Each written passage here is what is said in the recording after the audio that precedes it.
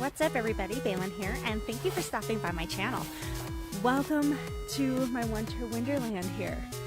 As I'm sure many of you have been, I have gotten snowed in from work today. Super! But that doesn't mean that I can't share with you a fun little at-home workout that was actually inspired by one of my clients who brought in these guys. How many of you own these?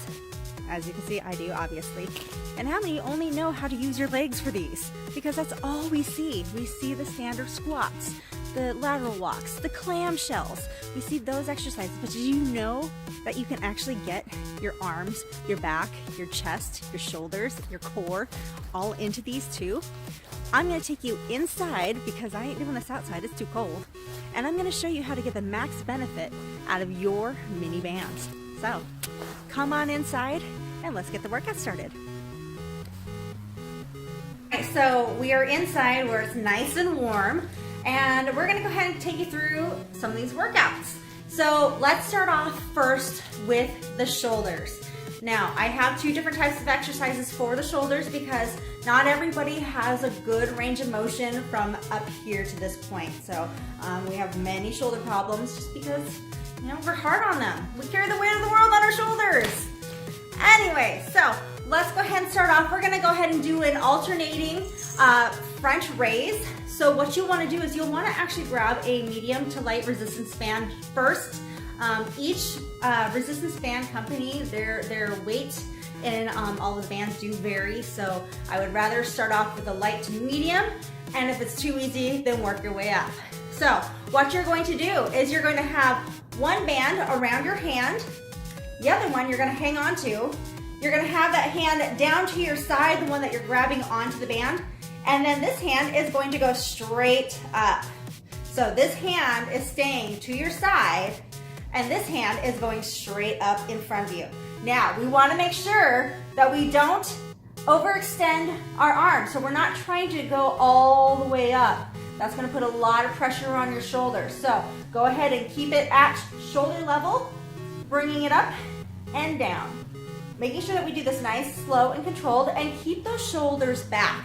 It is very important that we don't lift with front rounded shoulders. We so often already have this posture from our daily activities of work, sitting on our phones, looking at the computer. So keeping those shoulders back is gonna help properly activate those muscles that you wanna hit. So that's number one. For those who do have shoulder mobility issues, this one is gonna be great for you because this will actually allow you to keep your shoulders down at a lower level. This is an external rotation. So this is basically the movement that you will be doing. All right, so just out to the side. What you will do is you'll grab onto this resistance tube and you'll hold it to your side while this hand is gonna go ahead and scooch out to the side. Like so. We'll go out a little bit further so you can see. Keeping that elbow to your side, and again, remembering to keep your shoulders sitting back. Triceps. Now this does get a little tricky. I am going to use the light resistance for this just because of the fact that the range of motion is gonna get a little tricky in this position. So you will take this hand, putting it back behind you, so like this, grabbing that tube from the other side, so it'll look like that. And then you're going to pull them apart like this. So what this is doing is activating those triceps. You will want to make sure that you switch positions so that way that upper arm is still getting that full extension that you would be getting with your overhead tricep extension. So that covers the triceps for that. Okay, so now we're gonna be covering a lower position tricep. This is a tricep push down for those, again, that have that overhead range of motion that we struggle with. I wanted to try to cover both upper and lower for you. That way you aren't limited and feeling left out that you can't do a certain position. So this one, you're gonna take another medium to light resistance band. I recommend for all of these, start off with a medium to light first, test out the waters, see how it feels, then move on. So we're gonna go ahead and take our medium resistance band, We're gonna put it up to your shoulder. So you're gonna hold this nice and firm against your shoulder. You're gonna take this guy and you're going to grab it into your free hand, keeping those arms nice and close to you, and we're going to push down. So this here is now working those triceps safely, where you're not having that overhead strain and you're still getting that tricep work. Do these for about 12 to 15 repetitions and you should be feeling pretty good right there. You're down on the ground for this other part of the bicep curl. So we're gonna take this band and we're gonna go ahead and sit on top of that band. So we're just gonna put all of your pressure of your knees, or actually just below the kneecap of the band underneath. And then we're gonna take it and we're just gonna grab it fists up, thumbs up, and keeping those elbows in nice and close. You're now going to curl your arms. Keeping those elbows in. You can actually use a medium to heavy resistance band if you can, but this here is another alternative to doing a bicep curl. Everybody, we are on to the chest workout. Please don't mind my cat, Tuna. So I'm gonna cover the 3 different variations for this exercise because let's face it, not everybody can do the El Clasico push-up position. So we're gonna do full-on push-up, knee push-up, and then wall push-up because we wanna make sure that everybody is able to get a full workout, as long as my cat doesn't eat my resistance bands. So we're gonna go ahead and cover the regular basic push-up. So what we're gonna be doing is fighting with the cat. This is real life, sorry guys. And we're gonna put this around our hands, holding it nice and tight. You should feel this pressure. We're gonna go ahead and put those onto your hands, getting into a push-up position. We're now going to go ahead and do the old-fashioned push-up. Now, for those who cannot do a traditional push-up, that is okay. It took me many years to build up to that. So what you can do is go ahead and still hold those bands, but what you will be doing is you'll actually start off in a push-up position and then drop to your knees, keeping that position of where you're at, and then going ahead and coming down and kissing the floor. So let me demonstrate that for you so you can actually see it from front view. Coming down, kissing the floor. All right, I do not want to see this or this.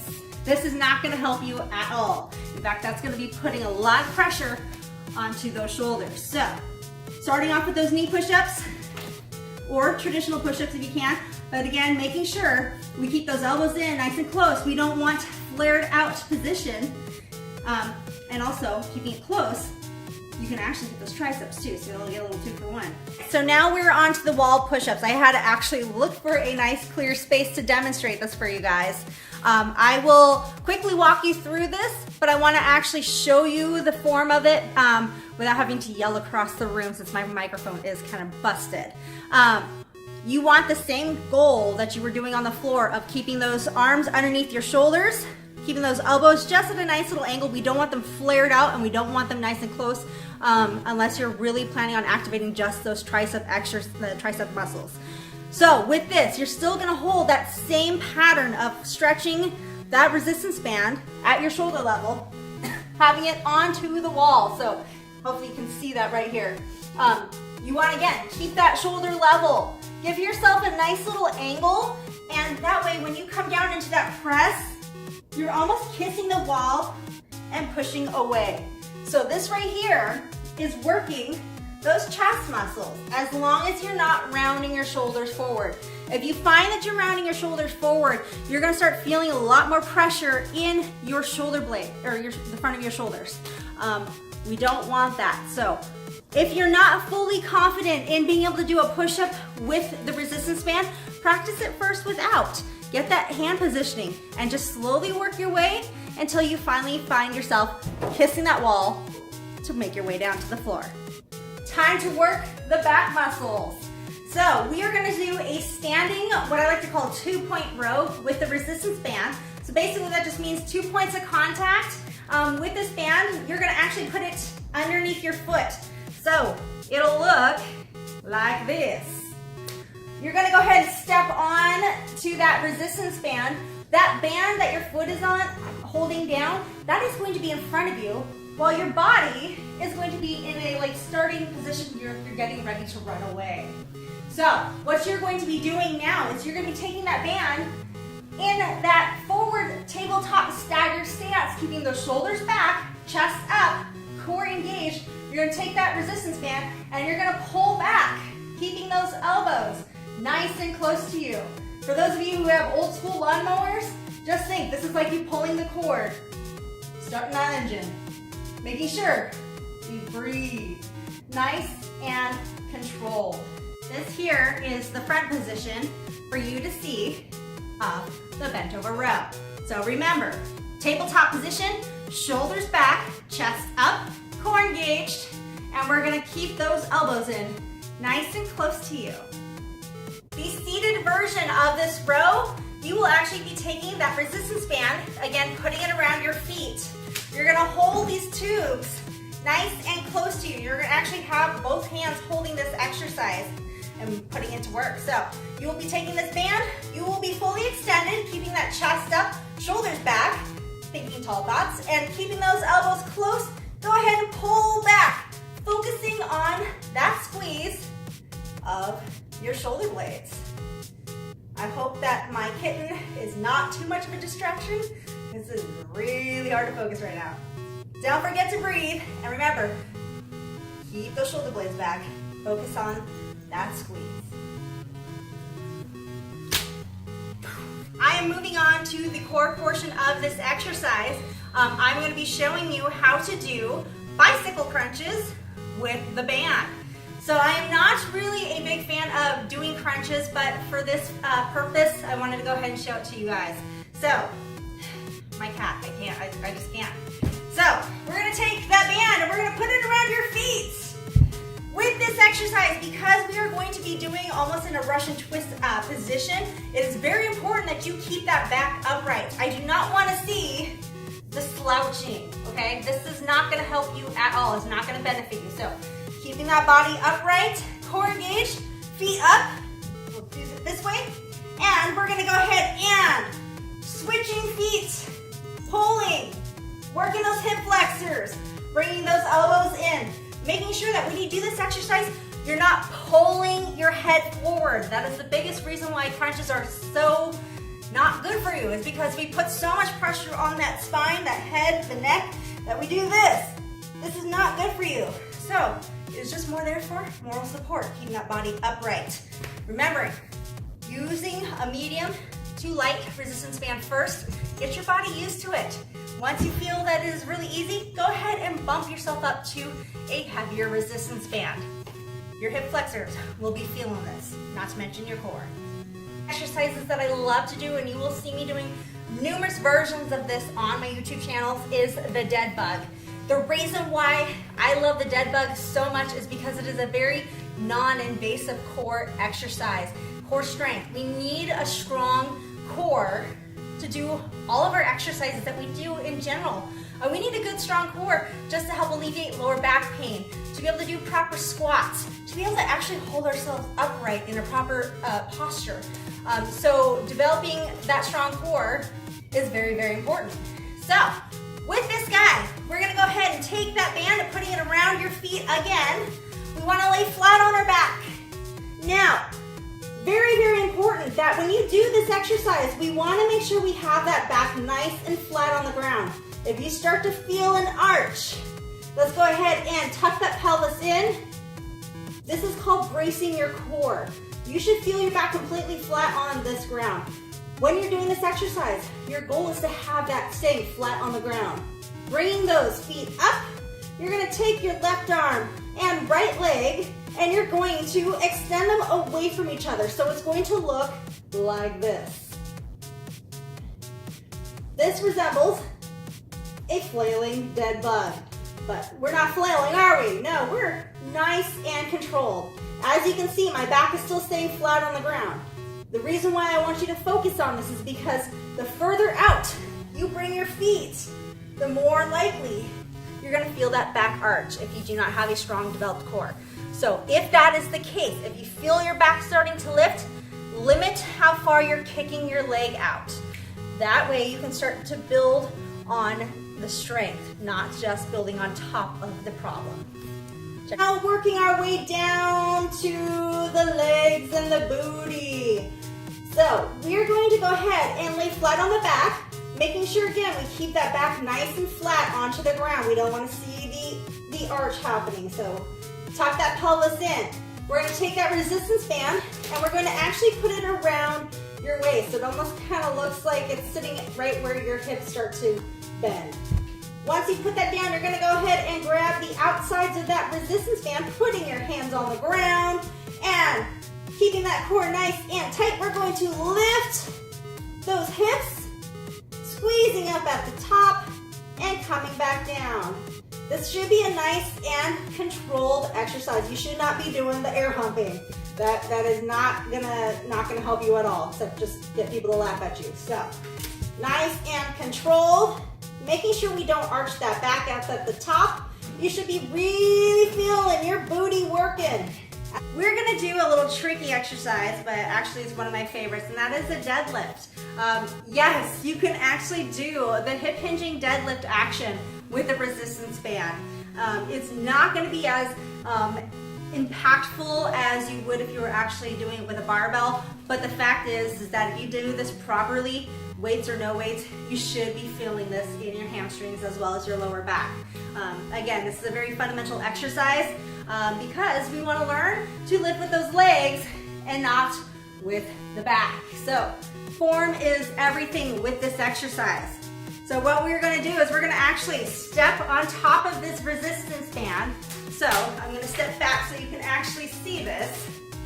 Holding the bands to your side, keeping that core nice and engaged, shoulders back, chest up. Give those knees a slight little bend. You're going to go ahead and hinge those hips back, letting those arms stay down nice and low, and swing those hips forward. So this is the motion that you'll want. As you can see, my shoulders are staying nice and tucked back. You will not see my shoulders doing this, okay? This is not going to help you. In fact, this will hurt you more than anything. So, keeping that core tucked, shoulders back, arms hanging. We're gonna go ahead and lean forward and swing back up. This here, I would recommend using a medium resistance band first, just so that way you can get yourself familiarized with the movement. And also, the tighter the bands, they're not going to be very open to the range of motion, so it'll be a little trickier. If you don't feel comfortable using the band, you can do that same exercise just with your body weight. And again, so now we're going to be hitting a quad dominant exercise. We all know the leg extension machine at gyms. Well, this is going to simulate that same exercise, except for the fact that we're going to be doing a wall sit, and we're going to be taking our leg and we're going to be kicking it out in front of you, holding a resistance band. So I'm going to step far away so you can actually see this exercise. So if you can't hear me, I apologize, but my camera's broken with the microphone. So gotta make do with what I got, right? So getting yourself into a seated wall sit position. You're going to sit on that tube on one foot while the other leg is going to be kicking out. So this is here a nice quad dominant but not as invasive exercise. Making sure that you get about 12 to 15 repetitions on each side. This is a tricky exercise, so if you don't feel comfortable doing this as a wall sit, I will demonstrate you a seated version of this. For the seated version, you're just gonna take a nice little chair. It really doesn't matter the height of it because you're going to be sitting down regardless. So taking that same strap, putting them on the bottom of your feet. One is gonna hold it braced down onto the ground, while the other one is going to be doing the movement. So taking the foot that is going to be moving upwards in that extension movement, keep that foot nice and flexed, and just bend at the knees.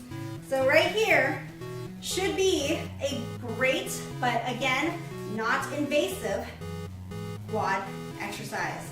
last exercise we're going to be doing is a standing hamstring curl.